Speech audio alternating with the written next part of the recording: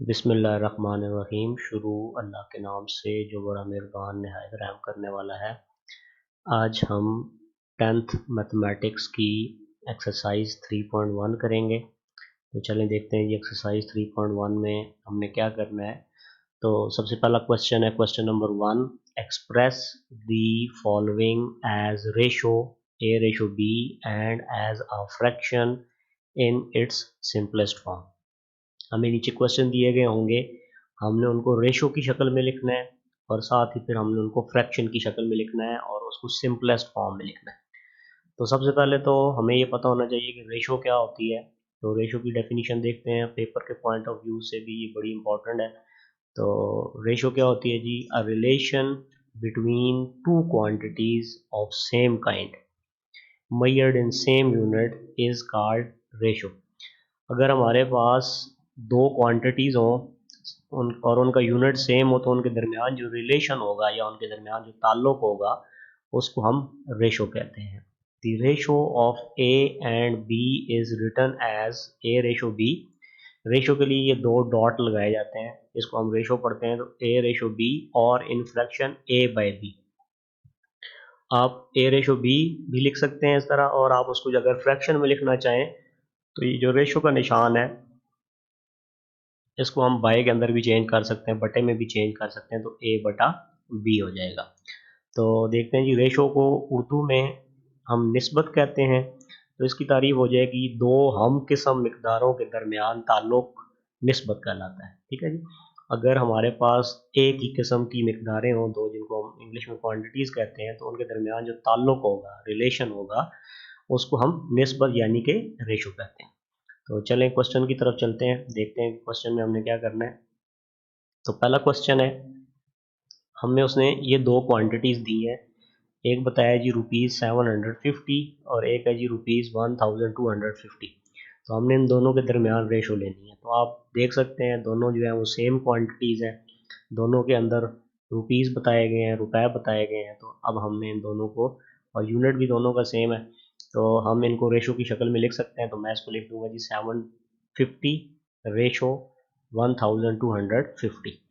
अब उसने एक तो हमें कहा था कि इसको रेशो की शक्ल में लिखना है और फ्रैक्शन की शक्ल में लिखना है सिंपलेस्ट फॉर्म में। सिंपलेस्ट फॉर्म का मतलब होता है कि ऐसी फॉर्म जिसकी हम मज़ीद कटिंग ना कर सकें। तो चूँकि ये जो हमारे पास रेशो है और फ्रैक्शन एक ही चीज़ होती है, तो जिस तरह हम फ्रैक्शन में ऊपर नीचे कटिंग कर सकते हैं, इस तरह हम रेशो में भी कटिंग कर सकते हैं या दोनों तरफ डिवाइड कर सकते हैं। तो अब आप देख सकते हैं 750 है, 1250 है, तो यहाँ पे हम इसको अगर 10 से डिवाइड कर दें दोनों तरफ, तो आप देख लेंगे ये 10 जब इसे डिवाइड करेंगे 750 के साथ, तो मतलब 0 0 से कट जाएगा, 75 रह जाएगा, यहाँ पे 0 0 से कट जाएगा, 125 रह जाएगा। फिर 75 रेशो 125 आएगा, तो हम इसको फिर 5 से डिवाइड कर सकते हैं। तो 5 से डिवाइड करेंगे, 5 1 ज़ार 5 और 2 कैरी आगे जाएगा, 25 बनेगा, तो 5 5 ज़ार 25, तो ये 15 आ जाएगा हमारे पास। और यहाँ पे जब कटिंग करेंगे तो हमारे पास 25 आ जाएगा, 15 रेशो 25 आएगा। ये मजीद 5 के टेबल से इसकी कटिंग हो सकती है, तो फिर इसको 5 से डिवाइड करते हैं, दोनों तरफ 5 से डिवाइड करेंगे, हमारे पास 5 3 ज़ार 15 और 5 5 ज़ार 25, तो 3 रेशो 5 हमारे पास रेशो आ गई है। और ये सिंपलेस्ट फॉर्म है, सिंपलेस्ट फॉर्म, इससे ज़्यादा कटिंग नहीं हो सकती। अब हम इसको फ्रैक्शन की शक्ल में भी लिख देते हैं, तो 3/5 को हम अगर फ्रैक्शन की शक्ल में लिखें तो हम इसको 3/5 या 3/5 लिखेंगे। इसके बाद अगला क्वेश्चन देखते हैं जी, क्वेश्चन नंबर 2 है। इसमें आप देखेंगे उसने हमें 450 सेंटीमीटर एक क्वांटिटी दी है और दूसरी क्वांटिटी दी है 3 मीटर की। तो दोनों हैं तो लेंथ की हैं, लेकिन दोनों लेंथ ही हैं, लेकिन मसला दोनों में ये है कि दोनों का यूनिट सेम नहीं है। तो हम इनका यूनिट सेम कर लेते हैं, तो ये 450 सेंटीमीटर है और मीटर को हम भी सेंटीमीटर में चेंज कर लेते हैं। तो आपको पता है एक मीटर के अंदर 100 सेंटीमीटर होते हैं, तो अगर हम 3 को 100 से मल्टीप्लाई करते हैं तो इसके भी सेंटीमीटर बन जाएंगे। तो हमारे पास 450 सेंटीमीटर रेशो 3 मल्टीप्लाई 100, तो ये हमारे पास सेंटीमीटर के अंदर चेंज हो जाएगा। या आप इसको डायरेक्ट भी लिख सकते हैं, 450 सेंटीमीटर ये आ जाएगा रेशो, और यहाँ पे 3 मीटर है तो इसके 300 सेंटीमीटर बन जाएंगे, तो हमारे पास ये सेंटीमीटर में आ जाएगा। ठीक है, अब दोनों का यूनिट सेम हो गया, अब हम इनको रेशो की शक्ल में लिख सकते हैं। अब इसके बाद ये हमारे पास 450 और ये 100 है, दोनों तरफ हम 10 से इसकी कटिंग करेंगे। यहाँ पे रेशो का निशान है, ठीक है, ये इक्वल नहीं है, तो दोनों तरफ जब 10 से डिवाइड करेंगे तो कटिंग होगी, 0 0 से काट जाएगा, यहाँ पे 0 0 से काट जाएगा, तो हमारे पास 45 बच जाएगा और डिवाइड और रेशो 30 बच जाएगा। फिर हम इसको 5 के टेबल से डिवाइड करेंगे, तो 5 9 ज़ार 45 और 5 6 ज़ार 30 आ जाएगा हमारे पास, 9 रेशो 6 आएगा। फिर हम इसको 3 के टेबल से कटिंग कर सकते हैं, तो 3 3 ज़ार 9, 3 2 ज़ार 6, तो 3 रेशो 2 हमारे पास सिंपलेस्ट रेशो आ गई है। अब हम इसको फ्रैक्शन की शक्ल में लिख सकते हैं, तो इसकी जो फ्रैक्शन बनेगी वो 3/2 बन जाएगी, ठीक है जी। और थर्ड क्वेश्चन है, इसमें उसने हमें दो क्वांटिटीज़ दी हैं, मैसेज दी हैं, एक 4 किलोग्राम है और एक 2 किलोग्राम और 750 ग्राम्स है।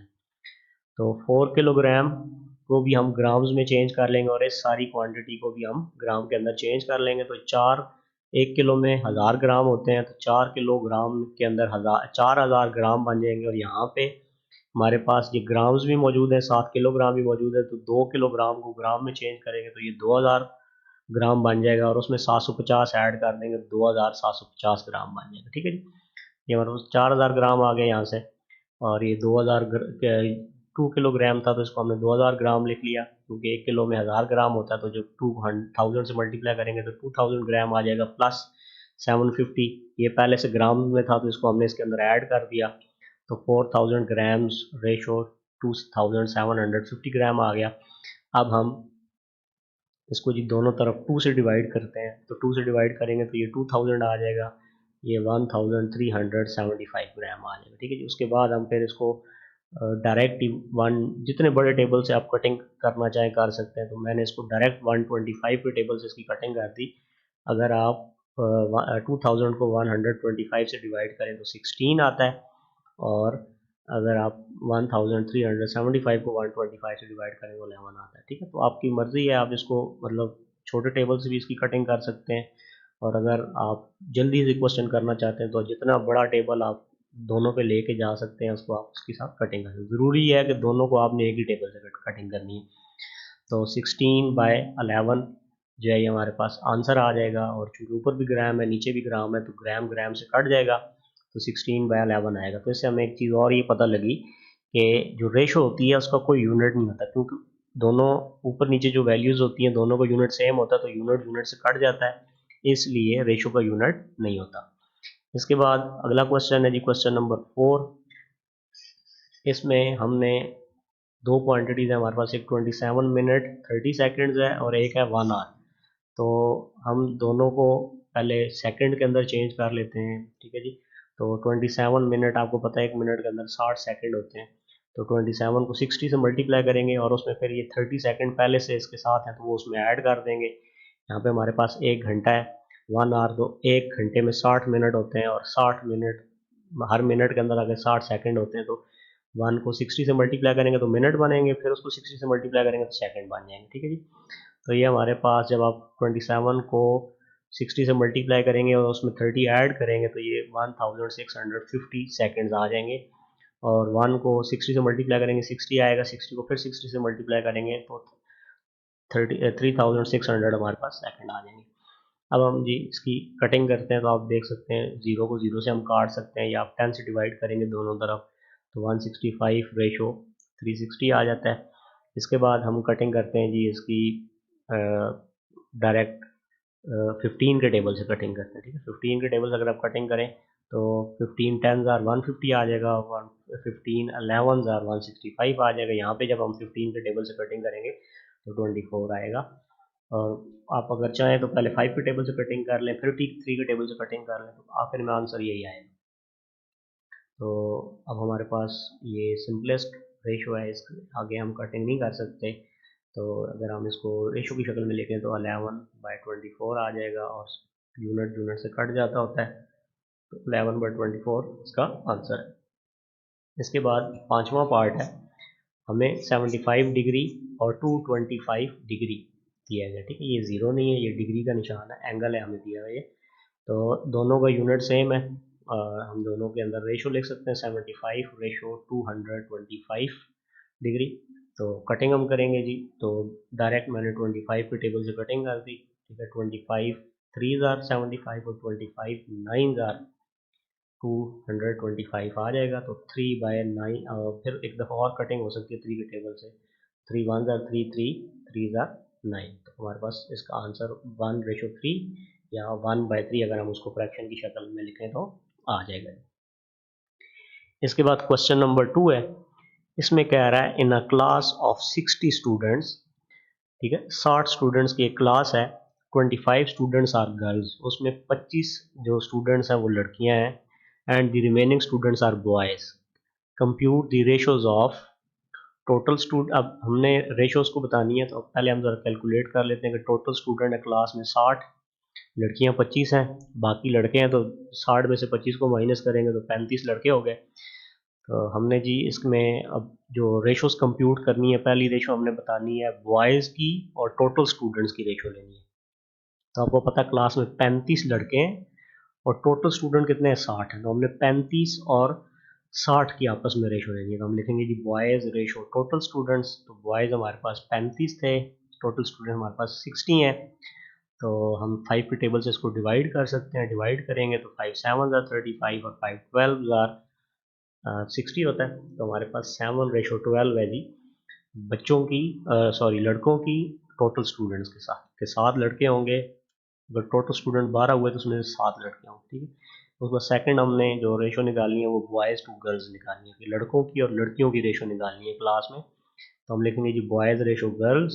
बॉयज़ हमारे पास हमें पता है 35 हैं और लड़कियां जो हमारे पास 25 हैं। 5 के टेबल से कटिंग करेंगे, 5 7 आर 35 और 5 5 आर 25। तो इसका मतलब ये हुआ अगर क्लास में 7 लड़के हों तो 5 लड़कियां होंगी। तो ये आपस में इनकी रेशो है।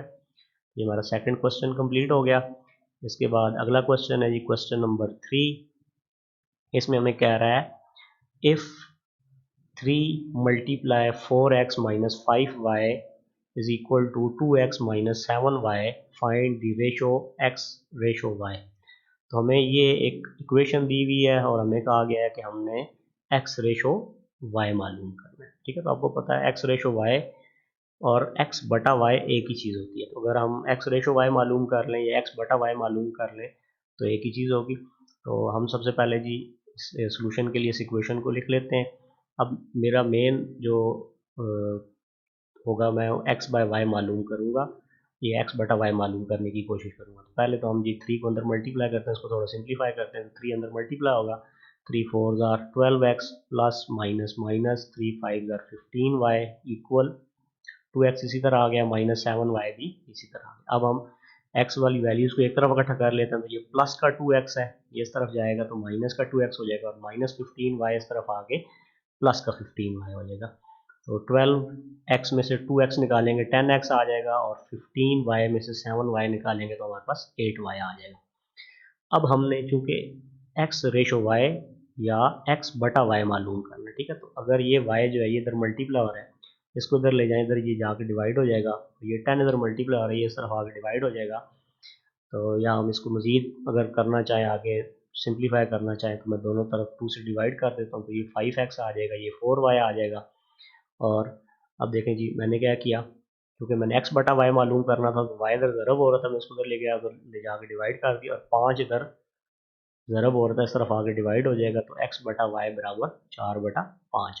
तो x बटा y हमें पता है वो x रेशो y ही होता है। तो x ratio y is equal to 4/5 को हम 4/5 लिख सकते हैं। तो ये हमारे क्वेश्चन नंबर 3 का आंसर आ गया। इसके बाद क्वेश्चन नंबर 4 है। इसमें हमें कहता है जी find the value of p if the ratio 2p plus 5 ratio 3p plus 4 and 3 ratio 4 are equal। कह रहा है कि हमने p की वैल्यू फाइंड करनी है अगर हमें जो दो रेशोज दी हुई है। पहली रेशो है 2p plus 5 ratio 3p plus 4, एक रेशो हमारे पास ये है और दूसरी रेशो है 3 रेशो 4, ये आपस में इक्वल है, ठीक है जी। तो रेशो को हम जी बटे की शक्ल में लिख सकते हैं, ठीक है। तो 2p plus 5 ratio 3p plus 4 है, तो उसको मैं 2p प्लस 5 बटा 3p प्लस 4 या इस तरह लिख सकता हूँ, ठीक है जी। ये देखें 2p plus 5 divided by 3p plus 4, ठीक है, इक्वल ये बराबर है 3/4 के। तो 3/4 को हम 3/4 लिख सकते हैं। तो आपके सामने एक फ्रैक्शनल इक्वेशन आ गई है अब आप यहाँ पे आपको पता है दो फ्रैक्शन आपस में इक्वल हो तो हम क्रॉस मल्टीप्लाई किया करते हैं, ठीक है। तो जब क्रॉस मल्टीप्लाई करेंगे तो 4 2p + 5 से मल्टीप्लाई हो जाएगा और 3 जो है वो 3p + 4 से मल्टीप्लाई हो जाएगा। तो इनको मल्टीप्लाई करते हैं जी, 4 × 2p + 5 इक्वल 3 को मल्टीप्लाई करेंगे 3p + 4 से, तो 4 को इधर अंदर मल्टीप्लाई करते हैं, 4 2 8p आ जाएगा और 4 5 20 इक्वल 3 अंदर मल्टीप्लाई होगा, 3 3 9p और 3 4 12। तो अब चूंकि ये 9p बड़ा है 8p छोटा है, तो हम ऐसे करते हैं जी 8p को इस तरफ ले जाते हैं, उस तरफ जाके ये -8p हो जाएगा और ये +12 इस तरफ ले आते हैं, इस तरफ आके -12 हो जाएगा। तो 20 - 12 जो है ये हमारे पास 8 आएगा और 9p - 8p is equal to p आ गया। तो p की वैल्यू हमने फाइंड करनी थी जो कि 8 आ गई। इसके बाद क्वेश्चन नंबर 5 है। इसमें हमें कह रहा है कि सेम उसी तरह का क्वेश्चन है, कहता है if the ratio 3x + 1 ratio 6 + 4x and 2 ratio 5 are equal find the value of x। Same जिस तरह हमने क्वेश्चन नंबर 4 किया था, सेम उसी तरह ये क्वेश्चन नंबर 5 है। हमारे पास एक रेशो ये है और एक ये रेशो है, तो ये दोनों आपस में इक्वल है। तो रेशो को आपको पता है हम फ्रैक्शन की शक्ल में या बटे की शक्ल में लिख सकते हैं। तो 3x + 1 रेशो 6 + 4x है, तो हम इसको 3x + 1 डिवाइडेड बाय 6 + 4x लिख सकते हैं। और ये चूंकि उसने बताया ये दोनों रेशोज इक्वल हैं आपस में, तो हम इक्वल का निशान लगाते हैं। 2:5 को हम 2/5 या 2/5 लिख देते हैं। तो दो फ्रैक्शन है आपस में इक्वल है, हम इनको क्रॉस मल्टीप्लाई करेंगे तो 5 जो है वो 3x + 1 से मल्टीप्लाई हो जाएगा और 2 जो है वो 6 + 4x से मल्टीप्लाई हो जाएगा। हमने इनको मल्टीप्लाई कर दिया। अब 5 को जब अंदर मल्टीप्लाई करेंगे और 2 को अंदर मल्टीप्लाई करेंगे, तो 5 को जब 3x से मल्टीप्लाई करते हैं, 5 3 15x + 5 1 5 इक्वल 2 6 12 और 2 4 8x। अब चूंकि 15x बड़ा है 8x छोटा है, तो हम इसको इधर ले आते हैं और +5 को इधर ले जाते हैं, तो +8x उस तरफ जाके -8x हो गया और ये +5 जो है वो दूसरी तरफ आके -5। 15x में से 8x जब माइनस करेंगे तो 7x आएगा इक्वल 12 - 5 करेंगे तो ये भी 7 आ जाएगा। हम चूंकि x फाइंड करना है हमने, तो 7 जो है वो हम दूसरी तरफ ले जाते हैं, इधर मल्टीप्लाई हो रहा है तो दूसरी तरफ जाकर डिवाइड होगा, 7 7 से कटेगा तो हमारे पास x की वैल्यू जो है वो 1 आ जाएगी। अगला क्वेश्चन देखते हैं, क्वेश्चन नंबर 6 है। इसमें हमें कहा गया है जी 2 numbers are in ratio 5:8। If 9 is added to each number, we get a new ratio 8:11. Find the numbers. तो हमें पहले एक बताया गया कि दो नंबर्स हैं और वो नंबर्स हमें अभी नहीं पता और उनके दरमियान जो रेशो है वो 5:8 है। तो उसमें हमने 9 को ऐड करना है दोनों के अंदर, वो जो दो नंबर हैं उनके अंदर 9 को ऐड करें तो हमें जो एक नई रेशो मिलती है वो 8:11 होती है। तो हमने नंबर्स फाइंड करने हैं। तो सबसे पहले देखें हमारे पास ऐसी बहुत सारी पॉसिबिलिटीज़ हैं, ऐसे बहुत सारे नंबर्स हैं जिनकी रेशो 5:8 हो सकती है, ठीक है। There are infinite many number possible which are in ratio 5:8, ठीक है। ऐसे बहुत सारे नंबर्स हैं जिनको हम गिन ही नहीं सकते, जिनके दरमियान 5:8 हो सकती है, ठीक है। तो मिसाल के तौर पे एक तो 5:8 खुद है, उसके अलावा 10:16 है, ठीक है। यहाँ पे अगर आप दो के टेबल से कटिंग करें तो 5 2 10, 2 5 10 और 2 8 16, तो 5:8। इन दो नंबर्स की भी रेशो 5:8 है। 15:24 है। अगर आप इसकी 3 से कटिंग करें तो 3 5 15, 3 8 24, तो 5:8 इन दो के दरमियान भी है। इसी तरह 20:32 ये दो नंबर्स हैं, इनको अगर आप 4 के टेबल से कटिंग करें तो इसी तरह 5:8 इनकी भी आ रही है। तो इसी तरह और बहुत सारे नंबर्स हैं जिनकी दरमियान रेशो 5:8 है। तो अब हमें चूंकि वो नंबर्स नहीं पता, तो हम क्या करते हैं जी, वो दो जो नंबर्स हैं हम उनको 5x:8x ले लेते हैं, ठीक है। और x जो है हमें अभी तक नहीं पता। और अगर हम इसको फ्रैक्शन की शक्ल में लिखें तो हम इसको 5x/8x लिख सकते हैं, ठीक है जी। तो अब क्या कह रहा है वो कि two numbers are in ratio 5:8। तो ये हमारे पास दो नंबर है, इन 5x और 8x, इन दोनों के दरमियान रेशो जो है वो 5:8 है। अगर हम इन दोनों में 9 ऐड कर दें, इधर भी 9 ऐड कर दें और इधर भी 9 ऐड कर दें, तो हमें जो एक नई रेशो मिलती है वो 8:11 मिलती है, ठीक है। तो अगर हम इसको बटे की शक्ल में लिखेंगे तो 5x के अंदर हम 9 ऐड कर दें और 8x में भी 9 ऐड कर दें, तो जो नई रेशो आएगी हमारे पास, या ये इक्वल हो जाएगा 8:11 या 8/11 के। तो हम इसको अब देखें, क्वेश्चन को सॉल्व करते हैं।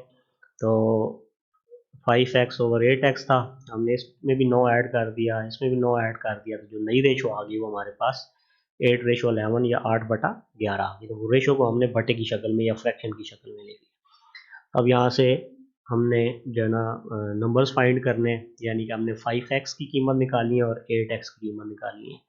तो 5x और 8x उसी वक्त निकल सकता है जब हमें x की वैल्यू पता होगी। तो हमारे पास दो फ्रैक्शंस हैं और ये आपस में इक्वल हैं, तो हम इन दोनों को आपस में क्रॉस मल्टीप्लाई करेंगे कि क्रॉस मल्टीप्लाई करने पे 11 जो है वो 5x प्लस 9 से मल्टीप्लाई हो जाएगा और इक्वल 8 जो है वो 8x प्लस 9 से मल्टीप्लाई हो जाएगा। तो 11 को अंदर मल्टीप्लाई करते हैं, 11 को 5x से मल्टीप्लाई करेंगे 55x आएगा और 11 को 9 से मल्टीप्लाई करेंगे 11 9 ज़ार 99 इक्वल 8 8 ज़ार 64x आ जाएगा प्लस 8 9 ज़ार 72। अब हम x हमने फाइंड करना है, तो हम इस तरह करते हैं जी, 55x को इस तरफ ले आते हैं क्योंकि 64x बड़ा है, तो 55x को इस तरफ ले गए और 72 को हम दूसरी तरफ ले गए, तो इधर जाके ये माइनस का हो गया। तो 99 में से 72 माइनस करेंगे तो 27 आएगा इक्वल 64x में अगर आप 55x माइनस करें तो ये 9x होता है। अब हमें x की वैल्यू फाइंड करनी है पहले, तो 9 इस तरफ जाके डिवाइड होगा, 27/9 बनेगा, तो 9 1 ज़ार 9 9 3 ज़ार 27, x की वैल्यू जो है वो हमारे पास 3 आ जाएगी। तो अभी हमारा क्वेश्चन सॉल्व नहीं हुआ, उसने हमें कहा था वो नंबर्स मालूम करें जिनके दरमियान 5:8 है। तो वो नंबर्स क्या थे, 5x और 8x था। तो हम ये नंबर्स फाइंड करते हैं जी। 5x मालूम करने के लिए 5 और x की वैल्यू, 5 के साथ x मल्टीप्लाई हो रहा है तो 3 की वैल्यू हमने उसमें पुट कर दिया, x की वैल्यू 3 थी वो पुट कर दी। तो उसकी तरह 8x जो था उसको इसके अंदर वैल्यू पुट की, तो 8 मल्टीप्लाई 3, तो 5 3 ज़ार 15 आ जाएगा और 8 3 ज़ार 24 आ जाएगा। Hence the required numbers are 15 and 24। तो हमारे पास ये 15 और 24 वो नंबर्स हैं जिनके दरमियान रेशो क्या है, 5:8 है। अगर आप 3 के टेबल से कटिंग करें तो ये 5:8 बनती है। और अगर आप इन दोनों में 9 9 ऐड कर दें, इसमें भी 9 ऐड कर दें, इसमें भी 9 ऐड कर दें, तो आपके पास जो नई रेशो बनेगी वो 8:11 बनेगी, ठीक है जी। तो इसके बाद अगला क्वेश्चन देखते हैं जी, क्वेश्चन नंबर 7। ये बिल्कुल सेम उसी तरह का क्वेश्चन है। इसमें कहता है if 10 is added in each number of the ratio 4:13। अब हमने दो नंबर्स हैं और वो नंबर्स हमें नहीं पता, उनके दरमियान 4:13 है। हम उसमें अगर 10 ऐड कर दें तो जो हमें नई रेशो मिलती है वो 1:2 मिलती है। तो हमने नंबर्स फाइंड करने हैं। तो उसी तरह बहुत सारे ऐसे नंबर्स पॉसिबल हैं जिनकी रेशो 4:13 होगी। तो 8:26 भी दो नंबर हैं, ठीक है। अगर आप इनको 2 से कटिंग करें तो 4:13 आ जाता है। 12:39 से 3 से कटिंग करें अगर आप इन दोनों की, तो आपके पास 4:13 आ जाएगा। 16:52।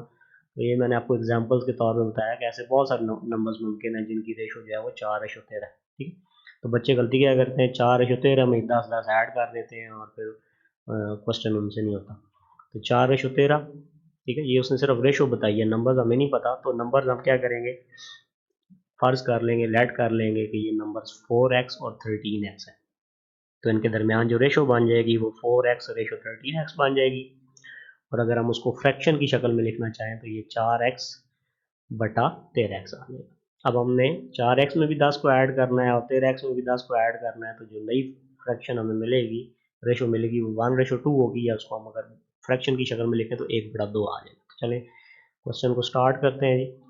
तो जो कंडीशन हमें दी गई है 4x 13x, हमारे पास ये रेशो है इन दोनों की, हमने उसको फ्रैक्शन की शक्ल में लिख दिया। 4x में भी 10 ऐड कर दिया, 13x में भी 10 ऐड कर दिया, तो ये नई रेशो आई वो 1:2 यानी कि 1/2 थी। हम क्रॉस मल्टीप्लाई करेंगे अभी यहाँ पे, तो क्रॉस मल्टीप्लाई करने पे 2 मल्टीप्लाई हो जाएगा 4x प्लस 10 के साथ और 1 मल्टीप्लाई होगा 13x प्लस 10 के साथ। तो 2 को अंदर मल्टीप्लाई करते हैं, 2 4 ज़ार 8x प्लस 2 10 ज़ार 20 इक्वल 1 के साथ अगर किसी चीज़ को मल्टीप्लाई करें तो वही आ जाती है, 13x प्लस 10 आ जाएगा। अब हमने x फाइंड करना है, तो 8x को दूसरी तरफ लेके जाएंगे, माइनस हो जाएगा, और 10 इस तरफ आके माइनस हो जाएगा। तो 20 माइनस 10 इक्वल टू 13x, और प्लस 8 उधर जाके माइनस 8x हो गया था। तो 20 में से 10 माइनस करेंगे 10 आएगा, और 13x में से 8x माइनस करेंगे तो 5x आएगा। अब हमने x फाइंड करना है, तो x इस तरफ आएगा, डिवाइड होगा, तो हमारे पास x इज इक्वल टू 2 आ जाएगा। ठीक है जी। तो अभी तो नंबर्स तो हमने फाइंड करने थे, तो एक नंबर हमने लेट किया था वो 4x था, तो 4 को x की जगह हम 2 पुट करेंगे, तो 4 मल्टीप्लाई 2 इज इक्वल टू 8 आ जाएगा। और जो सेकंड नंबर था वो 13x था, तो 13 के साथ x की जगह 2 पुट करेंगे, तो 13 मल्टीप्लाई 2 हमारे पास 26 आ जाएगा। तो ये 8 और 26 वो नंबर्स हैं जिनके अंदर अगर हम 10 ऐड करते हैं दोनों में, 8 में 10 ऐड करते हैं और 26 में ऐड करते हैं ना, तो हमारे पास फिर जब कटिंग होगी तो 1:2 हो जाएगा। तो 8 में अगर 10 ऐड करेंगे तो 18 हो जाएगा, 26 में 10 ऐड करेंगे 36 हो जाएगा। 18:36, 18 के टेबल से कटिंग होगी तो 1:2 आ जाएगा। ठीक है, आप इसको चेक भी कर सकते हैं क्वेश्चन को इस तरह। ठीक है जी। इसके बाद हमने अगली जो क्वेश्चन करने हैं उसमें प्रोपोर्शन को यूज़ करेंगे, तो ये हम डेफिनेशन इसकी पढ़ लेते हैं। A proportion is a statement. ठीक है, प्रोपोर्शन एक स्टेटमेंट है which is expressed as an equivalence of two ratios. तो ये आपको दो रेशोज अगर बराबर हो तो बताती है कि ये दो रेशोज आपस में बराबर हैं, उसको हम प्रोपोर्शन कहते हैं। ठीक है, मिसाल के तौर पे if two ratios A ratio B and C ratio D are equal, हमारे पास मिसाल के तौर पे अगर दो रेशोज है, एक ए रेशो बी है और दूसरी रेशो है सी रेशो डी, वो आपस में इक्वल हो जाती हैं, then we can write A ratio B proportion C ratio D. Ratio के लिए हम 2 नुक्ते लगाया करते थे, प्रोपोर्शन के लिए हम 4 नुक्ते लगाया करेंगे। ठीक है, तो जब भी दो रेशोज आपस में बराबर हो जाएंगी, तो जब हम उनको आपस में लिखेंगे, इक्वल लिखेंगे, उसको हम प्रोपोर्शन कहते हैं।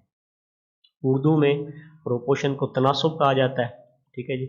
तो तनासुब बयान करदा दो निस्बतों की बराबरी को ज़ाहिर करता है। तो तनासुब जो होता है, जब दो रेशोज आपस में बराबर हो जाती हैं, तो उनको लिखने के लिए, उनको ज़ाहिर करने के लिए जो है हम जो अलामतें यूज़ करते हैं, ठीक है, 4 डॉट यूज़ करते हैं, उसको हम प्रोपोर्शन या उर्दू में हम तनासुब कहते हैं। तो चलें अगला क्वेश्चन देखते हैं, क्वेश्चन नंबर 8। तो इसमें हम वही रेशो प्रोपोर्शन वाला यूज़ करेंगे, तो इसलिए मैंने पहले आपको डेफिनेशंस करा दी इसकी। तो क्वेश्चन नंबर 8 है, कहता है find the cost of 8 kilogram mangoes if 5 kilogram of mangoes cost 250। कहता है 8 किलोग्राम आमों की कीमत मालूम करें अगर 5 किलो आमों की कीमत 250 रुपये है। तो इसको आप वैसे यूनिटी के रूल से भी मालूम कर सकते हैं। ठीक है, लेकिन चूंकि हम रेशो प्रोपोर्शन वाले चैप्टर में ये क्वेश्चन कर रहे हैं, तो हम इसको रेशो प्रोपोर्शन की शक्ल में करेंगे, सॉल्व करने की कोशिश करेंगे। तो मैं इसको जी प्रोपोर्शन की शक्ल में लिखता हूँ, क्योंकि यहाँ पे हमारे पास दो चीज़ें हैं, एक तो प्राइस है और एक जो है मैंगो है। ठीक है, तो हम जी let's the cost of 8 kilogram mangoes be x. हम पहले फ़र्ज़ कर लेते हैं कि वो जो हमने 8 किलोग्राम आमों की कीमत मालूम करनी है वो एक्स है। ठीक है, तो इसको अगर हम रेशो प्रोपोर्शन की शक्ल में लिखें, तो 8 किलोग्राम रेशो 5 किलोग्राम। ठीक है, दोनों मतलब जो है रेशो सेम है, तो सॉरी दोनों यूनिट्स जो है ना मैथ्स की क्वांटिटीज़ हैं, तो हम 8:5 लिख देंगे, क्योंकि एक जगह हम 5 किलो हैं आम जो है वो हम जो है वो कर रहे हैं, और दूसरी जगह हम 8 किलोग्राम जो है वो उसकी रेशो ले रहे हैं। तो 8 किलोग्राम रेशो 5 किलोग्राम। ठीक है, और फिर प्रोपोर्शन आ गया ये रेशो। ठीक है, मतलब जो आमों की रेशो है और जो प्राइस की रेशो है वो आपस में बराबर होगी, तो प्रोपोर्शन आ गया। फिर x रेशो 250। तो आपने ख्याल ये रखना है कि अगर आप 8 किलोग्राम की आपने कीमत मालूम करनी है, तो फिर आप x को पहले लिखेंगे। ठीक है, और 5 किलोग्राम जो है उसकी कीमत हमें पता है 250, तो हम उसको बाद में लिखेंगे, तो दूसरी रेशो में भी हम इसको बाद में लिखेंगे। अगर आप तरतीब इसको गलत करेंगे तो ये क्वेश्चन गलत हो जाएगा।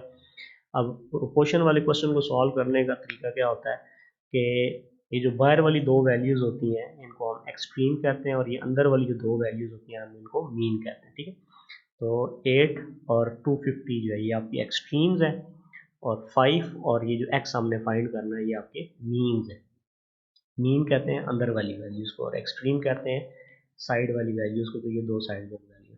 तो एक प्रोपोर्शन के अंदर एक रूल होता है, उसको हम कहते हैं जी product of extremes is equal to product of means. अगर आप एक्सट्रीम वाली वैल्यूज़ का आपस में प्रोडक्ट ले लें और मीन वाली वैल्यूज़ का आपस में प्रोडक्ट ले लें तो ये इक्वल होते हैं। तो एक्सट्रीम्स में हमारे पास 8 और 250 है, तो ये आपस में मल्टीप्लाई हो जाएगा, और मीन के अंदर हमारे पास 5 और x है, तो ये आपस में मल्टीप्लाई हो जाएगा। तो 8 मल्टीप्लाई 250 आ जाएगा एक्सट्रीम्स में इक्वल, मीन्स में हमारे पास 5 और x मल्टीप्लाई हो गया 5x आ जाएगा। तो हमने x फाइंड करना है, 5 इधर आगे डिवाइड हो जाएगा, तो 5 की टेबल से कटिंग करेंगे इसकी, 5 5 इधर, तो ये 50 आ जाएगा। 50 को 8 से मल्टीप्लाई करेंगे तो 400 आएगा, तो x इज इक्वल टू 400 आ गया। इसका मतलब है वो जो हम मैंगोज खरीदेंगे 8 किलोग्राम, उनकी प्राइस होगी 400 रुपये। इसके बाद क्वेश्चन नंबर 9 है, इसमें हमें कहा गया है कि if a ratio b is equal to 7 ratio 6, find the values of 3a plus 5b ratio 7b minus 5a। तो हमें a रेशो b की कीमत बता दी गई है, ये है, और हमने इसकी वैल्यू फाइंड करनी है। तो a ratio b is equal to 7 ratio 6 है, तो मैं इसको अगर फ्रैक्शन की शक्ल में लिखना चाहूँ तो a बटा b बराबर हो जाएगा 7/6। a रेशो b को a बटा b लिख लिया, इक्वल 7/6 को मैंने 7/6 लिख लिया। अब हमारे पास ये जो क्वेश्चन है जिसकी हमने वैल्यू फाइंड करनी है, ये लिख लेते हैं 3a plus 5b ratio 7b minus 5a। तो अब मुझे a बटा b की वैल्यू पता है, और ये जहाँ पे जिसकी मैंने वैल्यू फाइंड करनी है यहाँ पे तो a बटा b कहीं भी नहीं आ रहा, तो मुझे यहाँ पे पहले a बटा b बनाना पड़ेगा। तो इसके लिए मैं क्या करता हूँ, पूरी ये जो दो हमारे पास रेशो है इसकी हर वैल्यू को मैं b से डिवाइड कर देता हूँ। जैसे कि हम फ्रैक्शन में ऊपर वाली वैल्यू को और नीचे वाली वैल्यू को एक ही रकम से डिवाइड कर सकते हैं, इसी तरह रेशो में भी हम दोनों तरफ एक ही वैल्यू से डिवाइड कर सकते हैं। तो मैंने b से डिवाइड कर दिया, ठीक है जी, इस साइड को भी इस साइड को।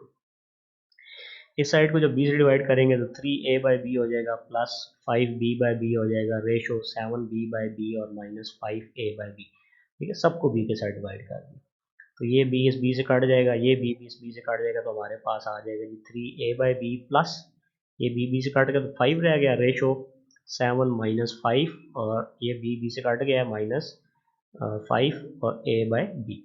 अब हमें a बाई बी की वैल्यू पता है, वो क्या है 7/6, तो जहाँ पे a बाई बी आ रहा है वहाँ पे हम 7/6 पुट कर देते हैं, तो हमारे पास हो जाएगा 3 multiply 7/6 plus 5 ratio 7 minus 5 multiply a by B की जगह 7/6 लगा दिया। तो अब ये 3 और 6 की कटिंग हो सकती है, 3 1 ज़ार 3 3 2 ज़ार 6, तो ये हमारे पास 7/2 प्लस 5 रह जाएगा, रेशो 7 माइनस, अब ये 5 की और 6 की कटिंग नहीं होती, तो 5 7 से मल्टीप्लाई हो गया 35/6 हो जाएगा। ठीक है जी, इसके बाद आप दोनों तरफ एलसीएम लेके सॉल्व कर सकते हैं, या इसका एक शॉर्टकट तरीका होता है कि आप 5 को 2 से मल्टीप्लाई करें, जिस तरह हम सहियाँ तोड़ते हैं, ठीक है, कंपाउंड फ्रैक्शन की। तो 5 को 2 से ज़रब देंगे, 5 2 ज़ार 10, 10 प्लस 7 17/2 आपका आंसर आ जाएगा। और यहाँ पे 7 6 के 42, 7 6 42, और अगर माइनस हो तो माइनस कर लें, 42 में से अगर आप 35 को माइनस करेंगे तो ये 7/6 आएगा। या अगर आप इसको फ्रैक्शन की शक्ल में सॉल्व करना चाहते हैं तो 5 के नीचे 1 लगाएं, दोनों तरफ एलसीएम लें, इधर भी 7 के नीचे 1 लगाएं, दोनों तरफ एलसीएम लें और सॉल्व करें, तो आपके पास 17/2 रेशो 7/6 आ जाएगा। अब देखो दोनों के डिनोमिनेटर में एक के 2 आ रहा है, एक के 6 आ रहा है, ठीक है, तो 2 और 6 का एलसीएम 6 आएगा। अगर मैं इस रेशो को दोनों तरफ 6 से मल्टीप्लाई कर दूं तो मेरे पास फ्रैक्शंस खत्म हो जाएंगी, तो 6 से मल्टीप्लाई करते हैं, इसको भी 6 से मल्टीप्लाई कर दिया, इसको भी मल्टीप्लाई कर दिया, तो 2 1 ज़ार 2, 2 3 ज़ार 6, तो ये 17 को 3 से मल्टीप्लाई करेंगे 51 आ जाएगा, रेशो 6 6 से कटेगा तो 7 रह जाएगा। तो अगर a रेशो b हमारे पास 7/6 है, तो 3a plus 5b ratio 7b minus 5a जो है वो 51/7 की इक्वल आ जाएगा। तो ये हमारे इस क्वेश्चन का आंसर है। इसको क्वेश्चन नंबर 10 देखते हैं जी। क्वेश्चन नंबर 10 में फिल इन द ब्लैंक्स दी गई है हमें, ठीक है, कंप्लीट द फॉलोइंग। पहला पार्ट इसमें कहता है if 24/7 is equal to 7/x then find 4x। तो हमने 4x की वैल्यू फाइंड करनी है और यहाँ पे बताना है कि वो क्या होगा। इसको सॉल्व करते हैं हम। 24/7 इक्वल 6/x है, तो यहाँ पे आप देख सकते हैं कि हम इनको आपस में क्रॉस मल्टीप्लाई करेंगे, दो फ्रैक्शन हैं और आपस में इक्वल हैं, तो क्रॉस मल्टीप्लाई करते हैं जी। ठीक है, 24 और x मल्टीप्लाई होगा 24x हो जाएगा, और 7 और 6 आपस में मल्टीप्लाई हो जाएंगे, तो 24x is equal to 7 6 are 42 आ गया। अब अगर तो मैंने x फाइंड करना होता तो मैं 24 को इस तरफ ला के डिवाइड कर देता। अब उसने हमसे पूछा है कि 4x क्या होगा, तो आप देखें 24 को हम किस चीज़ से डिवाइड करें हमारे पास 4 आ जाए, तो 6 का टेबल 4 टाइम्स आता है, तो मैं दोनों तरफ 6 से डिवाइड कर देता हूँ। ठीक है, दोनों तरफ 6 से डिवाइड करने पे 6 1 जार 6 6 4 जार 24 आ जाएगा, तो यहाँ पे 4x आ जाएगा, और 6 1 जार 6 और 6 7 जार 42, तो हमारे पास 4x इज इक्वल टू 7 आ जाएगा। तो इस फिल इन द ब्लैंक के अंदर हम 7 लिख देंगे। ठीक है, इसी तरह इसका सेकंड पार्ट है, इसमें हमें कहा गया है कि if 5a over 3x is equal to 15b over y, then हमने ए वाई की वैल्यू फाइंड करनी है कि ए वाई किसकी इक्वल होगा। तो सेम उसी तरह हम दोनों फ्रैक्शंस को लिख लेंगे, ये चूँकि आपस में इक्वल है, फ्रैक्शन आपस में इक्वल हो तो हम इनको क्रॉस मल्टीप्लाई करते हैं, क्रॉस मल्टीप्लाई कर लेते हैं जी। 5a जो है वो y से मल्टीप्लाई हो जाएगा, और उस तरह 3x जो है वो 15b से मल्टीप्लाई हो जाएगा, तो 5ax इज इक्वल टू 3 को 15 से मल्टीप्लाई करेंगे तो 45, और b और x इसके साथ आ जाएंगे तो 45bx आ जाएगा। अब आप देखें हमें ए वाई मालूम करना है, तो हम क्या करेंगे, दोनों तरफ 5 से डिवाइड कर देते हैं। ठीक है, क्योंकि अगर 5 कट जाए यहाँ से, या 5 को दूसरी तरफ लाके भी डिवाइड कर सकते हैं, तो मैं दोनों तरफ 5 से डिवाइड कर देता हूँ, 5 5 से कट जाएगा, और 5 1 जार 5 5 9 जार 45 राइट साइड पे, तो a y is equal to हमारे पास 5 पर टेबल 45 पर 9 टाइम जाएगा तो 9 आ जाएगा, और साथ बी एक्स उसके साथ आ जाएगा, तो a y is equal to 9bx आ गया। इसको हम यहाँ खाली जगह में लिख सकते हैं। इस तरह थर्ड पार्ट है हमारे पास, इसमें उसने हमें कहा है कि if 9pq over 2lm is equal to 18p over 5 है, देन 5q की वैल्यू हमने फाइंड करनी है, तो बिल्कुल पिछले दो पार्ट्स की तरह। ठीक है, हम क्वेश्चन को लिखेंगे और यहाँ से हम इनको क्रॉस मल्टीप्लाई करेंगे, तो जब क्रॉस मल्टीप्लाई करेंगे 5m जो है वो 9pq से मल्टीप्लाई हो जाएगा, और 2lm जो है वो 18p से मल्टीप्लाई हो जाएगा। ठीक है, अब 9pq जो है जब 5m से मल्टीप्लाई होगा तो 9 5 45 pqm आ जाएगा, इक्वल 2 18 36, और plm उसके साथ आ जाएगा। अब देखिए हमें 5q चाहिए, तो यहाँ पे 5q बनाने के लिए 45 को हम किस चीज़ से डिवाइड करें, वहाँ पर 5 आए तो 9 के टेबल से, तो 9, और साथ हमें p नहीं चाहिए तो 9p, और m भी नहीं चाहिए, हमें 5q चाहिए। तो अगर मैं 9pm से डिवाइड कर दूँ दोनों तरफ, तो यहाँ पे मेरे पास 5q बच जाएगा, बाकी सारी चीज़ें कट जाएंगी, तो दोनों तरफ हम 5q से 9pm से डिवाइड करते हैं, तो 9 5 45, p से कट जाएगा, m से कट जाएगा, तो 5q रह जाएगा। इधर यहाँ पे कटिंग करेंगे, 9 4 36, p से कट जाएगा, m से कट जाएगा, तो 4l रह जाएगा, तो 5q is equal to 4l आ गया। अब इस फिल इन द ब्लैंक के अंदर हम 5q की जगह 4l लिख देंगे। इसके बाद क्वेश्चन नंबर 11 है। इस क्वेश्चन में हमने जी x की वैल्यू फाइंड करनी है, हमें प्रोपोर्शंस दी नहीं है, उसमें से हमने x फाइंड करना है। तो पहला क्वेश्चन हमें जी 3x minus 2 ratio 4 proportion 2x plus 3 ratio 7। हमने पढ़ा हुआ है जब दो रेशोज आपस में इक्वल हो जाती हैं तो हम उनको जब इक्वल लिखते हैं तो उसके लिए हम प्रोपोर्शन का निशान यूज़ करते हैं, ये चार जो नुकते हैं। तो इन प्रोपोर्शन में सॉल्व करने का तरीका, जो हमारे पास एक्सट्रीम्स होते हैं, ठीक है, इसके लिए हम एक रूल यूज़ करते हैं। ठीक है, product of extreme is equal to product of means. तो एक्सट्रीम्स हमारे पास ये दो वैल्यूज़ हैं 7 और 3x माइनस 2। ठीक, ये जो दो बाहर वाली वैल्यूज़ होती हैं इनको एक्सट्रीम्स कहते हैं, और मीन्स जो है ये अंदर वाली जो दो वैल्यूज़ हैं हमारी, ठीक है, 4 और 2x प्लस 3, इनको मीन्स कहा जाता है। तो प्रोडक्ट ऑफ एक्सट्रीम्स मतलब हम इन दोनों का प्रोडक्ट ले लें, 7 को 3x माइनस 2 से मल्टीप्लाई कर रहे हैं, ये इक्वल होगा 4 मल्टीप्लाई 2x प्लस 3 से। तो ये हमने लिख दिया जी 7 multiply 3x minus 2 equal 4 multiply 2x plus 3। अब हम इसको सिंप्लीफाई करेंगे और यहाँ से x की वैल्यू निकालेंगे, तो 7 अंदर मल्टीप्लाई होगा, 7 3 ज़ार 21 x, और 7 को माइनस 2 से मल्टीप्लाई करेंगे, प्लस माइनस माइनस 7 2 ज़ार 14 इक्वल 8 अंदर मल्टीप्लाई होगा, 8 2 ज़ार 8, 4 2 ज़ार 8x और 4 3 ज़ार 12। 21x बड़ा है, 8x छोटा है, तो हम इसको इस तरफ ले आते हैं और 14 को दूसरी तरफ ले जाते हैं। 28x और प्लस 8x इस तरफ आके माइनस 8x हो गया। 12 पहले से राइट साइड पे था और माइनस 14 जो है वो लेफ्ट साइड से राइट साइड पे जाएगा, तो वहाँ पे जाकर प्लस हो जाएगा।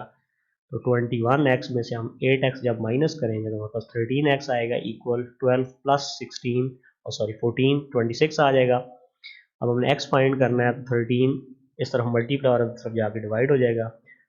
13 1 ज़ार 13, 13 2 ज़ार 26, तो x की वैल्यू हमारे पास 2 आ। इसके बाद अगला पार्ट है इसका, इसमें भी हमने x फाइंड करना है। इसी तरह हमें एक प्रोपोर्शन दी हुई है 3x minus 1 over 7 ratio 3/5 proportion 2x/3 ratio 7/5। तो उसी तरह हम प्रोडक्ट ऑफ एक्सट्रीम लेंगे और ये इक्वल होता है प्रोडक्ट ऑफ मीन्स के, तो इनको मल्टीप्लाई करते हैं जी। तो 3x माइनस 1 ओवर 7 मल्टीप्लाई हो जाएगा 7/5 से और इक्वल आएगा जी ये 2x/3 मल्टीप्लाई हो जाएगा 3/5। तो ये दोनों जो आपस में मल्टीप्लाई होंगे और ये आपस में मल्टीप्लाई होंगे। अब यहाँ पे आप देख सकते हैं कि जब हम इसको आपस में मल्टीप्लाई करेंगे तो ये वाला जो 3 है इस 3 के साथ काट जाएगा और ये वाला 7 इस 7 के साथ काट जाएगा। ठीक है, मल्टीप्लाई होते हुए ऊपर नीचे कटिंग होती है। तो 3x माइनस 1 बच गया, यहाँ पे डिवाइड बाई 5 बच गया इक्वल, यहाँ पे हमारे पास ये 3 इस 3 से कट गया तो 2x/5 बच गया। इसके बाद अगर हमारे पास फ्रैक्शंस हो और दरमियान में इक्वल का निशान हो तो डिनोमिनेटर वाली वैल्यू डिनोमिनेटर की वैल्यू से काट सकती है। ठीक है, या आप क्रॉस मल्टीप्लाई करके भी सिंप्लीफाई कर सकते हैं। तो ये 5 जो है इस 5 के साथ कट जाएगा। अगर दो फ्रैक्शंस मल्टीप्लाई हो रही हो तो ऊपर नीचे कटिंग होती है, और अगर दो फ्रैक्शंस आपस में इक्वल हो तो डिनोमिनेटर डिनोमिनेटर से कट सकता है अगर सेम हो, और न्यूमरेटर न्यूमरेटर से काट सकता है अगर सेम हो। तो यहाँ पे चूंकि ये 5 इस 5 जो दोनों सेम है, डिनोमिनेटर सेम है, तो 5 5 से काट जाएगा, हमारे पास 3x minus 1 is equal to 2x रह जाएगा। 2x को इस तरफ ले आते हैं और माइनस 1 को इस तरफ ले आते हैं, तो 3x माइनस 2x हो जाएगा, ये प्लस 2x उधर जाके माइनस 2x होगा, ये माइनस 1 उधर आके प्लस 1 होगा। 3x में से 2x माइनस करेंगे तो x आएगा और x इज इक्वल टू 1 आ गया।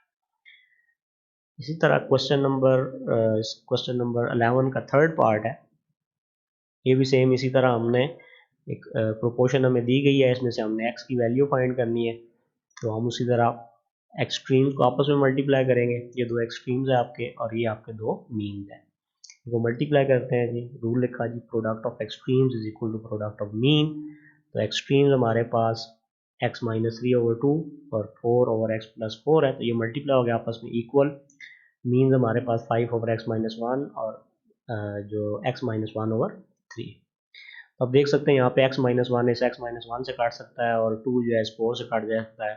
तो हमारे पास जब कटिंग होगी तो 2 1 ज़ार 2 2 2 ज़ार 4 आ जाएगा, तो 2 बच जाएगा। तो 2 को जब हम अंदर मल्टीप्लाई करेंगे तो 2 को x से मल्टीप्लाई करेंगे तो 2x माइनस 6 आ जाएगा divided by x plus 4 equal, और यहाँ पे x माइनस 1 इस x माइनस 1 से काट जाएगा तो 5/3 बच जाएगा। अगर आप यहाँ पे डायरेक्ट कटिंग नहीं करना चाहते तो आप सिंप्लीफाई कर भी कर सकते हैं, उसके बाद भी एंड में आंसर आपके पास यही आएगा। अब दो फ्रैक्शंस इक्वल हैं, आपस में डिवाइड हो रही हैं, सॉरी तो हम इनको आपस में आपस में दो फ्रैक्शंस इक्वल हैं तो हम क्रॉस मल्टीप्लाई करेंगे। तो 3 जो है वो 2x माइनस 6 से मल्टीप्लाई हो जाएगा और 5 जो है वो x प्लस 4 से मल्टीप्लाई होगा। 3 को अंदर मल्टीप्लाई करते हैं, 3 2 ज़ार 6x और प्लस माइनस माइनस 3 6 ज़ार 18 इक्वल, 5 को x से मल्टीप्लाई करेंगे तो 5x आ जाएगा, 5 को 4 से मल्टीप्लाई करेंगे तो 20 आ जाएगा। तो 6x बड़ा है 5x छोटा है, तो हम 5x को इस तरफ ले आते हैं, तो इधर ये प्लस का 5 इस तरफ आके ये माइनस का हो जाएगा और माइनस का 18 हम दूसरी तरफ ले जाते हैं तो ये प्लस का 18 हो जाएगा। तो 6x में से 5x माइनस करेंगे तो x आएगा, 20 प्लस 18 हमारे पास 38 आ गया। तो ये हमारे पास x की वैल्यू आ गई। इसी तरह क्वेश्चन नंबर 11 का फोर्थ पार्ट है, आहिस्ता आहिस्ता क्वेश्चन मुश्किल होते जा रहे हैं। P square plus P cube plus q square ratio x proportion P cube minus q cube divide by p plus Q ratio P minus Q का स्क्वायर। तो इसी तरह हम इसका एक्सट्रीम जो है ये आपके दो एक्सट्रीम है और ये दो आपके मीन है। तो product of extreme is equal to product of mean. तो ये हमारे एक्सट्रीम्स थे, p square plus q square into p minus q whole square, इसको मल्टीप्लाई कर दिया, इक्वल आ गया, मीन्स हमारे पास x multiply p q minus q cube divide by p plus q है। तो अब आप देख सकते हैं यहाँ पे हम इसको इक्वल लिख लिया। ये अब देखें यहाँ से P square plus q square है और ये पी माइनस क्यू का स्क्वायर है, इसमें इसको मैं P minus Q into p minus Q लिख सकता हूँ। तो वो सारा इकट्ठा हो गया हमारे पास p square plus q square और यहाँ से एक पी माइनस क्यू, ये हमारे पास p cube minus q cube का फार्मूला बन जाता है और ये एक पी माइनस क्यू हमारे पास बच जाएगा equal x multiply P cube minus q cube divide by p plus Q. अब चूंकि मैंने एक्स फाइंड करना है तो ये वाली जो फ्रैक्शन है ये दूसरी तरफ जाके उलट हो जाएगी, ठीक है। फ्रैक्शन को अगर आप इक्वल की दूसरी तरफ लेके जाते हैं तो ये फ्रैक्शन का रेसिप्रोकल हो जाता है, उलट हो जाती है, नीचे वाली रकम ऊपर चली जाती है, ऊपर वाली नीचे चली जाती है। तो ये x is equal to p q minus p q, ये पहले से लेफ्ट साइड पे था, ये फ्रैक्शन इक्वल की दूसरी तरफ गई तो पी प्लस क्यू ऊपर चला गया, P q minus q cube नीचे आ गया। अब यहाँ से देख सकते हैं P q minus q cube कब कट जाएगा आपस में, तो एक्स इज इक्वल टू हमारे पास पी माइनस क्यू और पी प्लस क्यू बचेगा। इन दोनों को आपस में मल्टीप्लाई करेंगे तो आपको एक फार्मूला पता है ए माइनस बी और ए प्लस बी हो तो ये a square minus b square equal होता है। तो एक्स इज इक्वल टू हमारे पास p minus q p plus q है तो ये आपस में जब मल्टीप्लाई होंगे तो ये p square minus q square आ जाएगा। तो एक्स की वैल्यू ये आ गई, ठीक है। यहाँ पे आपको P cube minus q cube का फार्मूला याद होना चाहिए। इसके बाद क्वेश्चन नंबर 11 का 5th पार्ट है, हमें ये क्वेश्चन दिया हुआ है, हमने इसमें से एक्स की वैल्यू फाइंड करनी है। तो एक्सट्रीम्स को आपस में मल्टीप्लाई करेंगे, मीन्स को आपस में मल्टीप्लाई करेंगे, लिखेंगे जी product of extremes is equal to product of mean. Extremes हमारे पास 8 माइनस एक्स और 25 माइनस एक्स है तो ये आपस में मल्टीप्लाई हो जाएंगे इक्वल, मीन्स हमारे पास 11 माइनस एक्स और 16 माइनस एक्स है, ये आपस में मल्टीप्लाई हो जाएंगे। 8 को 25 से मल्टीप्लाई करेंगे तो 200 आएगा, 8 को माइनस एक्स से मल्टीप्लाई करेंगे माइनस 8x आएगा, माइनस एक्स को 25 से मल्टीप्लाई करेंगे माइनस 25x आएगा और माइनस माइनस प्लस हो जाएगा, x को x से मल्टीप्लाई करेंगे एक्स स्क्वायर आ जाएगा इक्वल। 11 को 16 से मल्टीप्लाई करेंगे 176 आएगा, 11 को माइनस एक्स से मल्टीप्लाई करेंगे माइनस 11x आएगा, माइनस एक्स को 16 से मल्टीप्लाई करेंगे माइनस 16x आएगा और ये माइनस और ये माइनस प्लस हो जाएगा तो एक्स एक्स से मल्टीप्लाई हो गया एक्स स्क्वायर आ गया। अब मजीद सिंप्लीफाई करते हैं जी इसको, तो 200 इसी तरह आ गया, 8x माइनस 25x, दोनों का साइन सेम है, अगर साइन सेम हो तो हम उनको आपस में ऐड करते हैं और वही साइन लिखते हैं तो 25 और 8 33 हो जाते हैं, तो minus 33x plus x square equal 176, इसी तरह आ गया माइनस 11x और माइनस 16x, तो ये माइनस 27x बन जाएगा प्लस एक्स स्क्वायर। अब हमने चूंकि x की वैल्यू फाइंड करनी है तो x वाली वैल्यूज में उठा के इस तरफ ले आता हूँ, ठीक है, और ये जो है मेरे पास जो 200 है मैं उसको इस तरफ ले जाता हूँ, तो माइनस 33x पहले से इधर था, एक्स स्क्वायर पहले से इधर था, माइनस 27x उधर से इधर आया तो प्लस का 27x हो गया और प्लस एक्स स्क्वायर इस तरफ से राइट साइड से लेफ्ट साइड पे आया तो माइनस एक्स स्क्वायर हो गया, 176 पहले से राइट साइड पे था, 200 को हम राइट साइड पे ले गया तो माइनस 200 हो गया, प्लस का एक्स स्क्वायर माइनस का एक्स स्क्वायर आपस में कट जाएगा, माइनस 33x प्लस 27x। अब देख सकते हैं एक प्लस का एक माइनस का, तो माइनस करेंगे साइन बड़े वाले का लगाएंगे और बड़े वाला जो माइनस का है तो 33 में से 27 माइनस करें तो 6 आता है, तो माइनस का 6x आएगा इक्वल प्लस का 176 है माइनस का 200 है, तो प्लस माइनस माइनस करेंगे और साइन बड़े का लगाएंगे तो माइनस आ जाएगा, 200 में से 176 माइनस करेंगे तो माइनस 24। अब हमें x की वैल्यू फाइंड करनी है तो ये 6 माइनस माइनस से काट जाएगा, 6 उस तरफ जाके डिवाइड होगा तो 6 1 6 6 4 24, x की वैल्यू हमारे पास 4 इक्वल आ जाएगी। तो ये हमारे पास आंसर आ गया जी इसका। एक्सरसाइज हमारी 3.1 कंप्लीट हो गई है। मेरा channel light house of mathematics, इसको सब्सक्राइब करें, अगर आपको वीडियो पसंद आ रही है तो उसको लाइक करें और अगर आपको कोई बात समझ नहीं आ रही तो आप कमेंट्स में मुझसे पूछ सकते हैं। Thanks for watching.